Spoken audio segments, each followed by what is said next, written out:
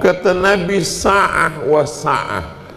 Sa'ah time, sa'ah waktu. Ada waktu bersama anak istri, ada waktu bersama kawan-kawan sahabat. Yang penting jangan sampai ada maksiat di dalam. Ada syafaat Nabi Muhammad, namanya syafaat uzma. Siapa yang banyak selawat dia akan dapat syafaat. Ada syafaat malaikat, ada syafaat Allah. Tapi jangan lupa ada syafaat orang beriman. Orang beriman itu boleh memberikan syafaat. Kalau ada orang yang tak beriman mengucapkan salam kepada kamu, jawabnya wa'alaikum, bukan wa'alaikumussalam. Kenapa?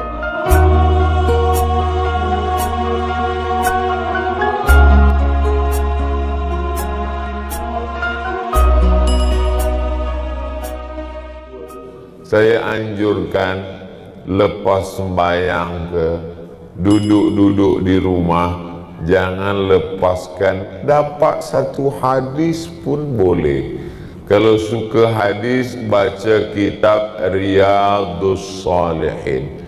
Saya sampai hari ini, saya di rumah hari Isnin, Selasa, Rabu.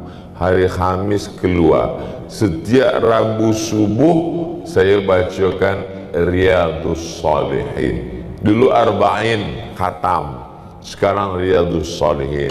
Kalau Riyadhus Shalihin khatam, nanti naik ke Bulughul Maram. Kalau Bulughul Maram khatam, baca Al-Azkar. Kalau Al-Azkar khatam, Jawahirul Bukhari. Kalau Jawahirul Bukhari khatam, baca Sahih Bukhari. 7.275 hadis, dua gendangnya. Kalau tak kitab tu khatam, ustaz tu khatam. Yang penting ada makna. Lepas tu kita nak bercerita, nak bercengkerama, nak gelak. Memanglah ini hidup mesti ada cerita. Takkan mengaji terus, ada senda gurau. Kata Nabi, sa'ah wa sa'ah. Sa'ah time, sa'ah waktu. Ada waktu bersama anak istri, ada waktu bersama kawan-kawan sahabat. Yang penting jangan sampai ada maksiat di dalam. Itulah mengapa selepas majlis ada doa kafaratul majlis.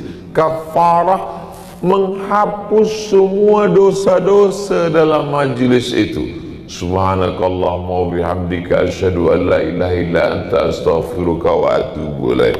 Mungkin tercakapkan aib orang, mungkin ada kata menyinggung perasaan, mungkin ada yang tak tersenyum, mungkin ada yang tak sedap di hati, maka semua terhapuskan.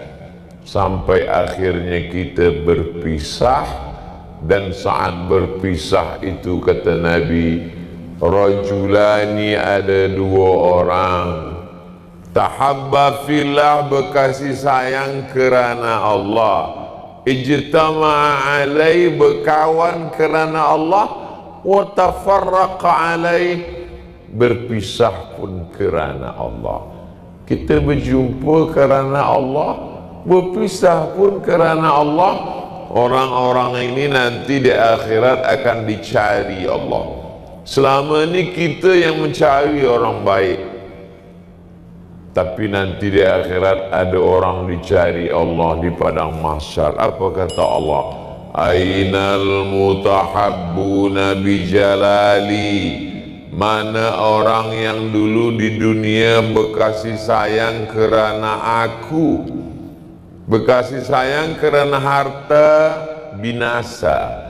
Berkasih sayang kerana kuasa, sirna. Berkasih sayang kerana kesempatan, kepentingan, hilang.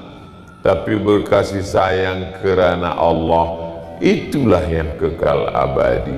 Mana orang yang dulu di dunia berkasih sayang kerana aku, kata Allah, azilluhum tahta zilli, aku ingin bagi mereka naungan di bawah arsy. Yauma la zilla illa zilli, hari itu ada yang tenggelam kerana peluh panas sampai ke leher, sampai ke hidung sebab hangat. Tapi ada orang yang mendapatkan naungan. Saya berharap kita duduk di majlis ini termasuk orang yang berkasih sayang kerana Allah Subhanahu wa ta'ala. Saya datang dari seberang jauh Pulau Sumatera. Dari Sumatera ke Jakarta 1 jam 30 menit. Dari Jakarta ke Bandar Sri Begawan tak tahu lagi dah berapa minit. Terjaga belum juga sampai. Berjumpa lain nationality. Beberapa kata mungkin saya tak faham, beberapa kata saya tuan tak faham walaupun sesama Melayu. Tapi lalu kemudian kita boleh hidup bersama, boleh mendengar, boleh sampai akhirnya saya menyampaikan, tuan mendengar, sampai suatu saat mungkin saya lupa, tuan-puan yang akan menasihatkan saya, ini semua kerana Allah Subhanahu wa ta'ala. Maka kata Nabi, man ahabba yubsatah lahu fi rizqihi, siapa yang ingin lapang rezeki, wa yunsa'alahu fi atharihi, panjang umur, falyasil rahimahu, hendaklah dia menyambung tali silaturahim. Orang yang banyak sembahyang malam, khatam Quran, infak, zakat, wakaf, sedekah, membina masjid, kalau dia putus silaturahim, kata Nabi, la yadkhulul jannata, tak masuk surga. Siapa yang tak masuk surga itu ya Rasulullah? Apakah dia tak sembahyang? Apakah dia tak puasa? Qati'ur rahim, orang yang memutus tali silaturahim. Orang yang memutus tali silaturahim, rahmat tak turun. Kalau ada di antara kita ni yang memutus silaturahim, rahmat tak turun ke rumah ini. Tapi saya ni bukan Nabi, sehingga saya tak tahu rahmat turun ke tak turun, tak tahu. Tapi kada Nabi dia nampak. Suatu ketika Nabi sedang duduk, Nabi bagi tazkirah, kata Nabi, nampaknya ada di antara kamu ni yang putus silaturahim. Dari mana kau tahu ya Rasulullah? Aku tengok rahmat Allah tak turun. Rupanya sahabat ni takut, dia segera balik ke rumah, dia sambung silaturahim, lepas tu dia datang balik. Sekarang aku tengok rahmat Allah dah turun. Ustaz tak boleh nampak, sengaja Allah tutup, Allah hijab. Sebab kalau nampak mungkin malu. Kalau kepada Nabi tak malu, tapi kepada manusia biasa ada malu. Jadi ada beberapa nikmat yang Allah tutup supaya kita boleh saling berkasih sayang.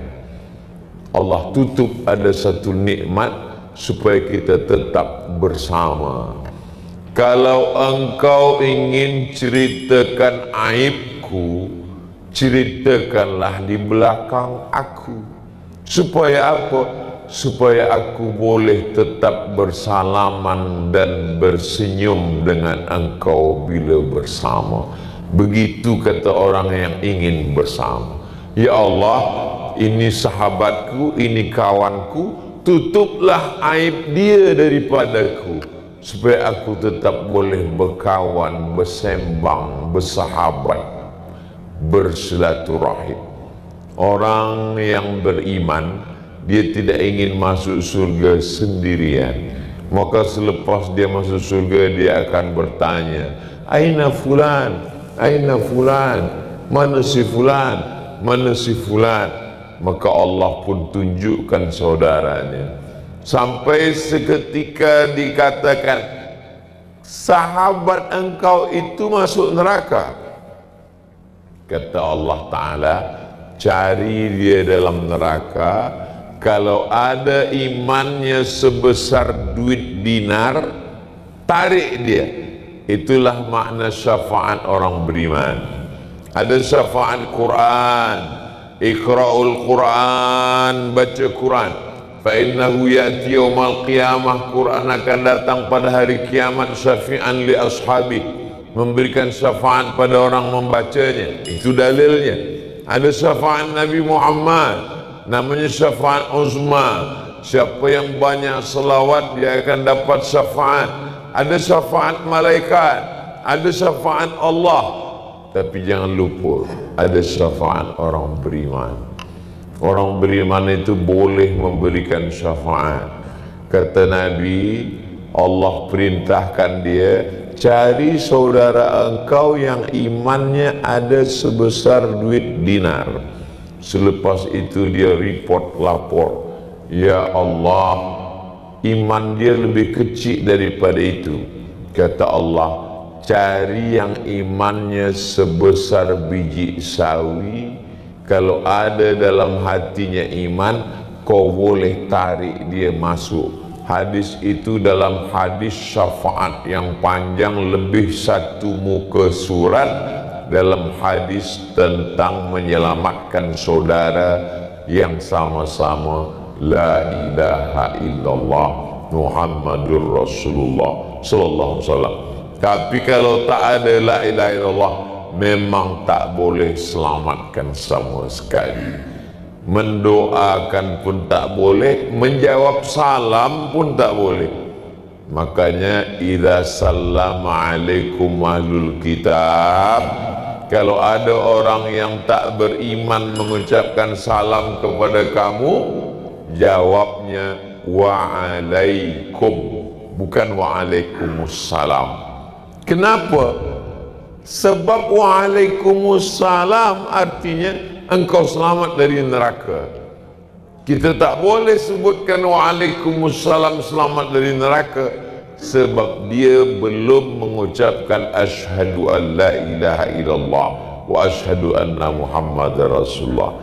Jadi macam ucapan yang biasa sajalah, selamat pagi, selamat petang, selamat malam. Maknanya pagi selamat, petang selamat, malam selamat, di akhirat belum tentu selamat. Tapi bila kita berjumpa dengan orang bersyahadat tiga, wa'alaikumussalam warahmatullah wabarakatuh, selamat engkau dapat rahmat Allah dan mendapatkan keberkahan. Saya di majlis yang baik ini membagi tazkirah, tapi sebenarnya sharing apa yang pernah saya dengar, apa yang pernah saya baca. Nampaknya saya yang berdoa, tapi sebenarnya boleh jadi doa itu dikabulkan Allah karena ucapan amin. Kalau esok malam saya balik, entah 6 bulan lagi datang atau tidak, niat dah sampai. Innamal a'malu bin niat. Apakah kalau saya mati silaturahim kita putus? Tak putus. Sebab apa? Sebab doa. Orang beriman tak putus dalam doa. Dalam sembahyang kita pun kita doakan saudara kita. Wassalamu alaina wa ala ibadillahis salihin. Walaupun tak menyebut nama, dalam lepas sembahyang kita doakan dia. Allahumma firlil muslimina wal muslimat wal mu'minina wal mu'minat al ahya'i minhum wal amwat. Kalau saya sebut nama Ustaz lagi baik. Imam Hambali, Imam Syafi'i. Imam Syafi'i meninggal 204, Imam Hambali meninggal 241. Imam Syafi'i di Mesir, Imam Hambali di Baghdad, Irak. Apa kata Imam Hambali? Da'autu lisyafi'i fi salati aku doakan Imam Syafi'i dalam sembahyangku arba'in sana, 40 tahun. 40 tahun dia doakan Imam Syafi'i. Saya tak nak tuan puan doakan saya 40 tahun. 4 kali pun jadilah.